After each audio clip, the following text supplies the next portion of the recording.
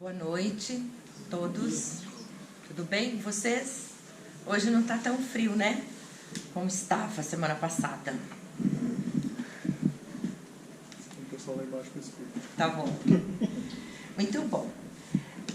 O nosso evangelho hoje é o capítulo 19.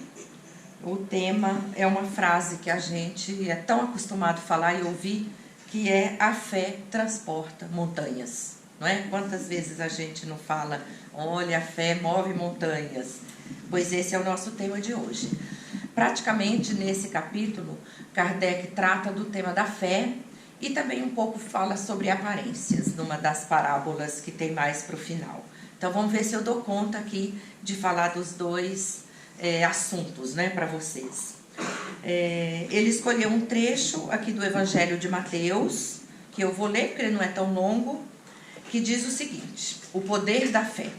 Bom, são poucos itens, tá? É o poder da fé, a fé religiosa, condição da fé inabalável, a parábola da figueira seca.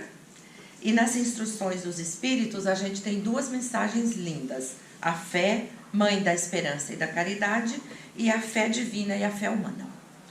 E o trecho que ele escolheu está em Mateus, capítulo 17, versículos de 14 a 20.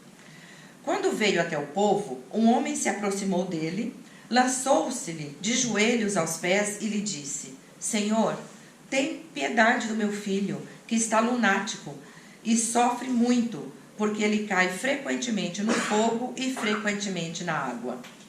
Eu o apresentei aos vossos discípulos, mas não puderam curá-lo. E Jesus respondeu dizendo: ó raça incrédula e depravada, até quando estarei convosco? Até quando vos sofrerei? Trazei-me aqui essa criança. E Jesus, tendo ameaçado o demônio, ele saiu da criança, que foi curada no mesmo instante. Então os discípulos vieram encontrar Jesus em particular e lhe disseram: por que não podemos nós expulsar esse demônio? Jesus respondeu: é por causa da vossa incredulidade. Porque eu vos digo em verdade, se tivesseis fé como um grão de mostarda, diríeis a esta montanha: transporta-te daqui para ali, e ela se transportaria, e nada vos seria impossível. Isso aqui só já seria suficiente, né, para a gente refletir bastante sobre essa mensagem. Então, assim, aqui, claro que era um rapaz que devia estar com algum problema, né, mental, com alguma aflição, e Jesus acudiu ali e acabou ajudando ele, coisa que os discípulos não conseguiram fazer. Mas como o tema central nosso é fé, então vamos entender que há diferenças quando a gente usa essa palavra, né? A gente não percebe no nosso dia a dia, porque a gente acha que não para pensar, mas tem várias acepções, né? Vários significados da palavra fé. E quando eu faço esse evangelho aqui, eu costumo entrar em contato de novo com isso para relembrar. Mas um jeito que a gente costuma usar a palavra fé é muito no sentido de esperança. Olha, eu tenho fé que isso vai acontecer. Então é assim, eu tenho esperança que isso aconteça. A gente não costuma falar assim: olha, amanhã eu vou acordar cedo, mais cedo para ir trabalhar. Eu tenho fé que eu consiga. Então isso é um jeito da gente usar a palavra fé. Outro jeito é a gente usar no sentido de confiança em si mesmo. Não é? O próprio Kardec aqui fala que aquele que tem confiança em si é capaz de realizar muitas coisas materiais. Outra forma também que a gente costuma usar é falar de crença religiosa.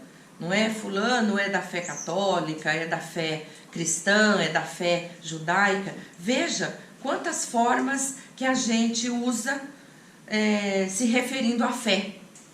Quando, na verdade, a gente muitas vezes escapa, né, para nós o sentido verdadeiro da fé, né? O que Jesus quis dizer aqui quando ele falou dessa questão. Então a gente tem que avaliar, quando a gente lê o Evangelho, e para o nosso crescimento, a fé no sentido moral. Porque é claro que quando Jesus falou aqui das montanhas, Ele não estava falando da montanha de pedra, né, da montanha e da natureza. Não era disso que ele falava.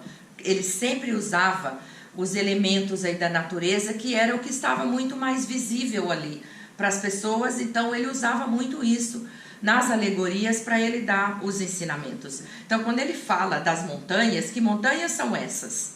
São as nossas dificuldades.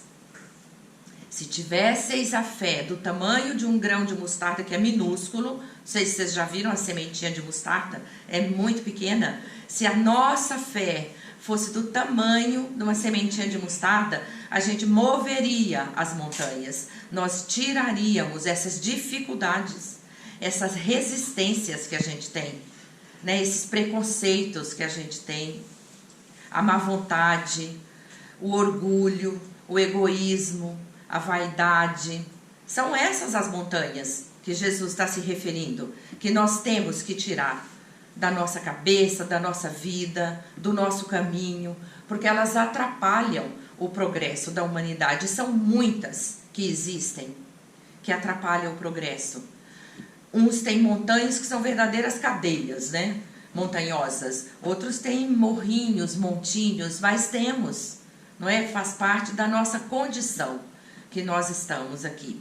O bom é que a gente tem contato, né, com esses ensinamentos, com esses conhecimentos. A gente tem à nossa disposição para a gente ler, para a gente aprender, para a gente desenvolver uma fé que seja sincera, que seja humilde, né, que não seja presunçosa, porque tem um risco da gente se acha, não é, uma criatura portadora de muita fé e começa às vezes se colocar numa posição que seja de superioridade com relação ao outro. E aí está faltando o quê? Humildade para nós, né? E está sobrando presunção.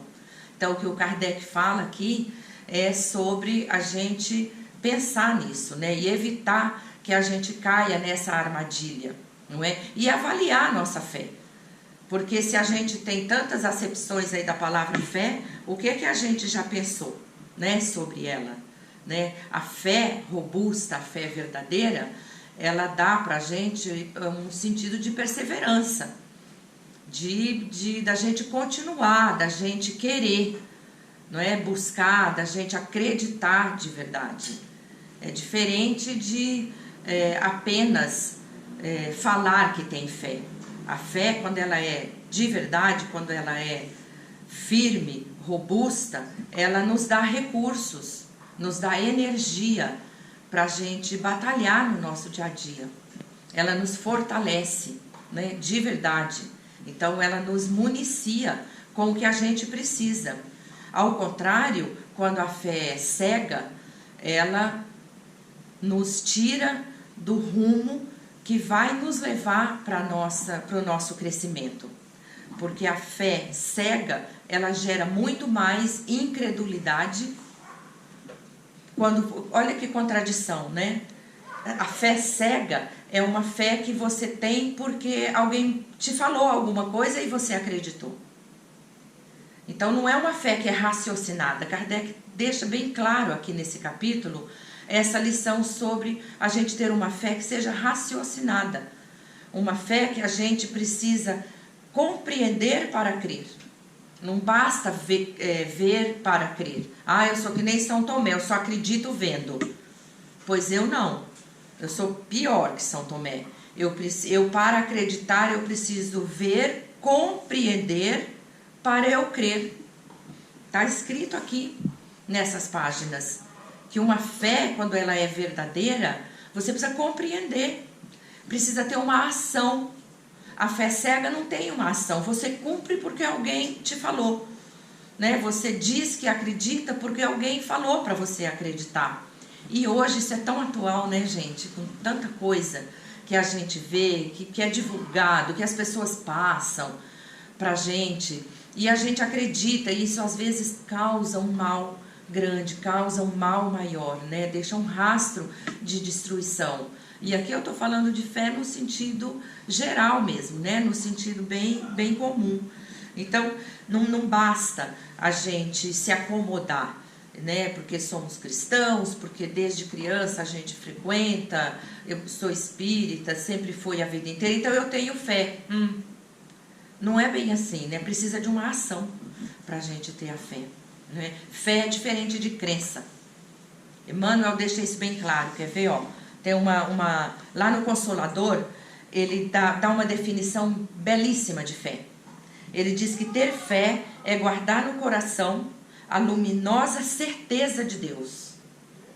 A clareza, né? Aquela certeza clara, né? Que não tem dúvida nenhuma de Deus.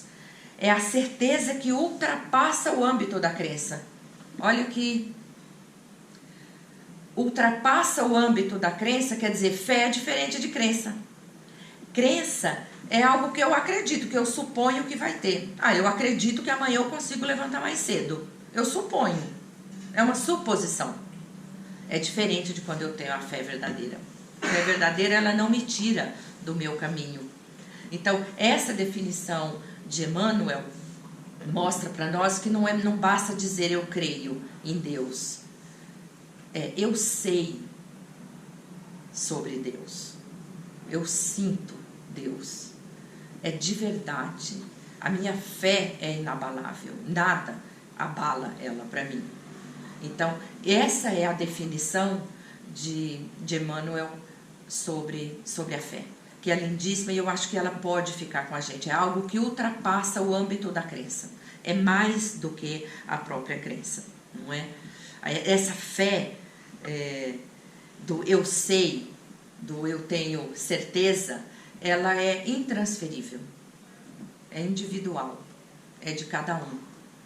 Não dá para você passar para alguém. De você falar e o outro absorver. Não é? Concordam? É sua. Está em você, está no seu coração. Não tem como. Então, a fé, ela vem junto com a alma. Essa fé que a gente está falando aqui, que está no Evangelho, essa fé moral, ela nasce com o Espírito. É como se quando Deus nos criou o Espírito simples e ignorante, se naquele momento ele tivesse colocado ali a micro sementezinha. Tá ali. Só que tem que desenvolver ela. Tem que regar. Porque ela tem que crescer e virar uma árvore. Então a fé, ela é desenvolvida. Tem gente que a gente conhece e fala, esse daí tem uma fé inata. Sim, porque a fé é inata. A gente tem ela lá. Só que a gente tem que trabalhar para desenvolver. Não é verdade? Por exemplo, quando uma criança começa a falar quando nasce, não, ela vai aprendendo, né? A gente tem até um netinho em casa, então o neném, ele resmunga, ele chora, aí vai crescendo, começa a balbuciar uma ou outra sílaba, daí junta as sílabas, forma uma palavra, da palavra forma a frase e começa a falar. É um desenvolvimento, é um processo. Quando a gente vai para a escola, a gente não sabe ler nem escrever. Mas nós temos o potencial de aprender, não é? A fé, ela está dentro de nós como um potencial. Nós temos, quando Deus nos fez e colocou essa sementinha lá, Ele colocou esse potencial da gente desenvolver essa fé. E como que a gente desenvolve ela? Indo e vindo. É devagar. É íntimo, é de cada um, é em cada reencarnação. Cada vez que eu estou nascendo, é uma etapa que eu vou cumprir com as vivências, com as experiências, e eu vou desenvolvendo a minha fé cada vez que eu venho. Estas pessoas que a gente eventualmente conhece, que a gente fala que tem, que a gente enxerga nela uma pessoa de muita fé, provavelmente está mais adiantado que nós, não é? Milhões de reencarnações. Então, o que eu quero dizer com isso é que às vezes a gente se questiona. Não tem aqueles momentos que às vezes a gente se questiona, ou que mesmo que não se questione, a gente fica se maldizendo da sorte, faltou a fé. Porque a fé, a verdadeira, a inabalável, ela pode ser posta a qualquer prova, que ela não falha. Qualquer prova que é colocado alguém que tem muita fé, uma fé profunda, a resposta vai ser sempre a mesma para qualquer situação, quando existe a fé. Eu lembro da história do Jó, que eu adoro, a história do livro de Jó, que é uma das mais antigas da Bíblia, né? Que a gente sempre fala, precisa ter uma paciência de Jó. Não é? Quando a gente está no sufoco, a gente não fala isso? Nossa, precisa ter uma paciência de Jó aqui, porque Jó teve.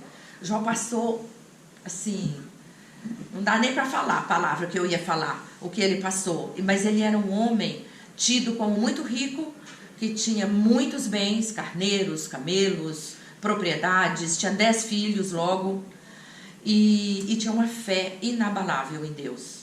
Orava, era humilde, apesar de ser um homem tido como um dos mais ricos da região. Ele tinha uma fé que nada abalava. E um dia, Jó perdeu tudo, num único dia. Os 10 filhos morreram de uma vez só, as tribos foram invadindo as terras dele, roubaram tudo dele, tudo. Por fim, ele terminou com lepra.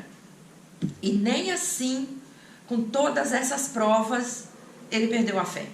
Então, esta é a fé inabalável. Então, quando a gente se pega numa dificuldade, se maldizendo, não é? Reclamando, está faltando a fé. É o que eu penso. Está faltando esta fé. Eu já me peguei pensando, qual a qualidade da minha fé? Só que aí, o que tem de bom a nosso favor? A gente está evoluindo, é um processo evolutivo. A fé evolui com a gente. É claro que aqueles espíritos superiores, irmãos, que estão em outras esferas, nem fala de fé. Isso é tão natural, não é? E nós discutimos aqui a fé porque a gente precisa compreender. Então, a fé cega é aquela que nos coloca num estado de obediência, de subserviência, né? Que tira de nós duas prerrogativas valiosíssimas que nós temos como humanos e na condição que estamos, que são as prerrogativas do livre-arbítrio e do raciocínio. A fé cega, eu não estou raciocinando, eu estou acreditando que alguém mandou e não estou escolhendo, não estou exercitando meu livre-arbítrio. Então a fé cega tira de nós essas prerrogativas humanas necessárias para a nossa evolução. Por isso que a nossa luta diária é para sair desse modo e entrar no modo do desenvolvimento de uma fé que não se abala.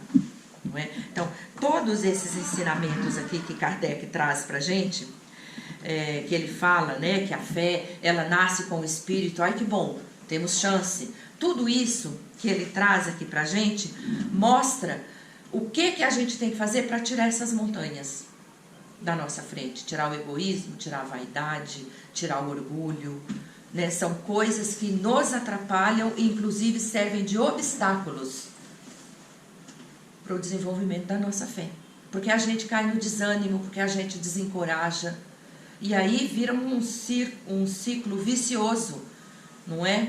Você vai vendo que, será que vale a pena? Então a gente tem que lutar contra isso, não é? Tem uma outra passagem aqui, que eu falei que o ponto central era fé, mas Kardec traz também aqui uma parábola, que é a da figueira seca, que fala sobre aparências para nós, fala de fé também. Então, como eu tenho mais 5 minutos, vale a pena eu comentar essa parábola da figueira seca. Conta-se que Jesus estava voltando, saindo lá de Betânia, e deu fome nele, estava ele e os discípulos, e eles viram uma figueira um pouco longe, foram até a figueira, né? Todo mundo conhece essa parábola, e foram até a figueira para pegar frutos, né? Para comerem. Acontece que quando chegou lá não tinha fruto, mas a figueira estava tão frondosa, cheia de folhas. E aí tem uma particularidade das figueiras, que eu não sei se vocês sabem. A figueira, ela é diferente das outras árvores. Ela primeiro dá fruto para depois dar folha.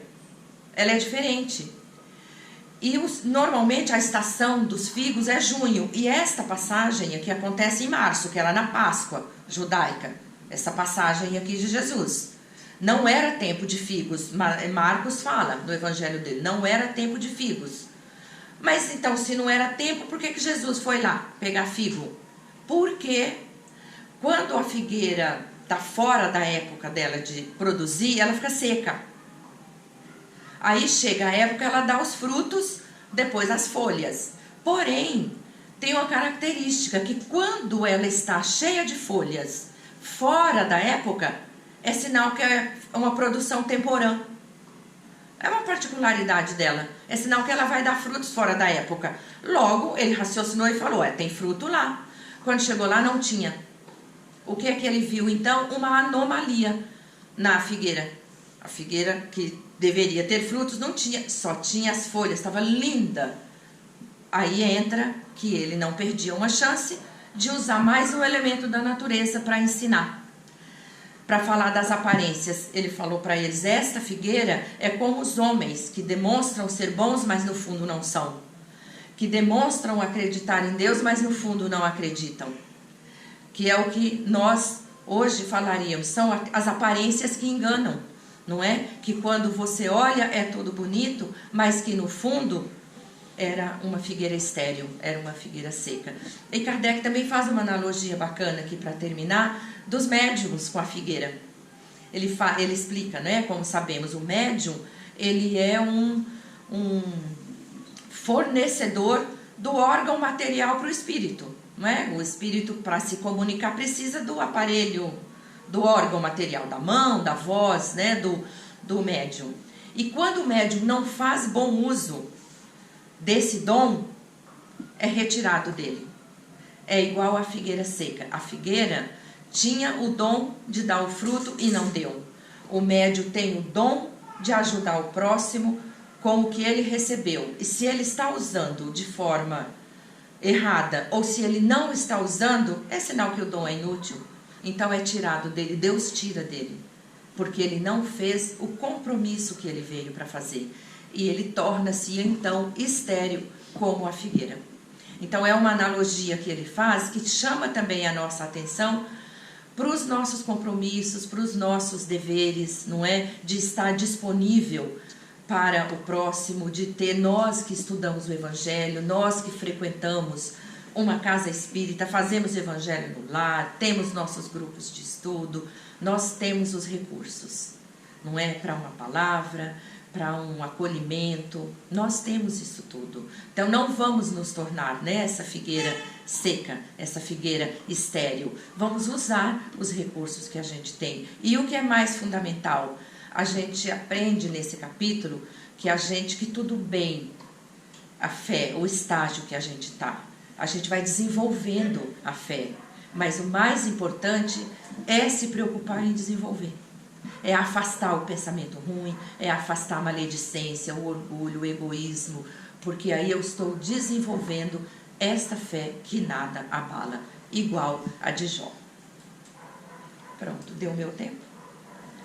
Muito bem, então, esse é meus contos aqui para vocês, à luz, né, do que eu compreendo aqui do capítulo. Deixo o convite para vocês lerem, que é muito gostoso de ler. E peço a todos para envolvermos a nossa irmã Rose aqui numa aura de muito amor, para que ela traga a mensagem do mentor da noite. Seja bem-vindo, irmão.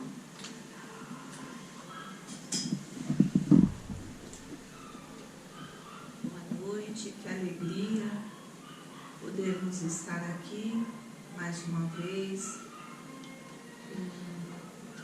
com todos aqui, prestando muita atenção, todos querendo participar desse aprendizado, porque é um tema que nos traz uma reflexão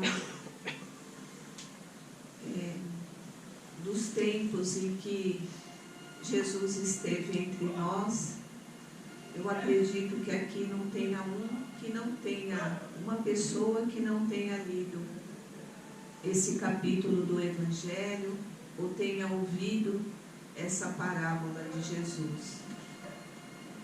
Ele fala particularmente para cada um de nós na questão de movimentarmos as nossas ações, de movimentarmos o nosso querer em benefício de um uma coletividade, em benefício da família, em benefício de nós mesmos. Quando nos deparamos com o Mestre nas nossas orações diárias, nós chegamos à conclusão de como anda a nossa fé. Dependendo da oração que fazemos a Ele, aí está a nossa fé. Quando suplicamos, quando apenas agradecemos, quando pedimos apenas sustentação, direcionamento, quando pedimos força e coragem para vencermos as nossas dificuldades, que nada mais é do que as montanhas que precisamos remover. Precisamos ir escalando passo a passo, retirando as pedras do caminho. Como bem disse a nossa irmã, o que são essas pedras do caminho? São ainda as nossas deficiências, as nossas imperfeições morais. E essas imperfeições nada mais é do que responsabilidades nossas, que num planejamento reencarnatório, por diversas encarnações, nos reunimos aos benfeitores amados, e nesse planejamento a fé estava presente, a fé, mãe da esperança e da caridade. E retornamos com essa certeza de que venceríamos as nossas deficiências. E aqui estamos, vocês com o corpo físico e nós aqui em espírito, da mesma forma, vencendo as nossas dificuldades, firmes, fortes, confiantes de que Jesus nos sustenta de onde estiver, porque é assim que Ele prometeu a nós, que estaria conosco por todos os tempos, em todos os lugares. Que bênção essa do Evangelho estar presente hoje para nós refletirmos no tamanho da nossa fé. E aqueles que ainda a têm pequenininha, que pratiquem a caridade consigo mesmo e depois para com o próximo, porque só doamos aquilo que temos. Que possamos ser venturosos e generosos nas doações do coração, do amor para com o próximo. Que Jesus abençoe essa seara, os irmãos aqui presentes, e que os abençoe ao retorno dos vossos lares. Graças a Deus, graças a Jesus.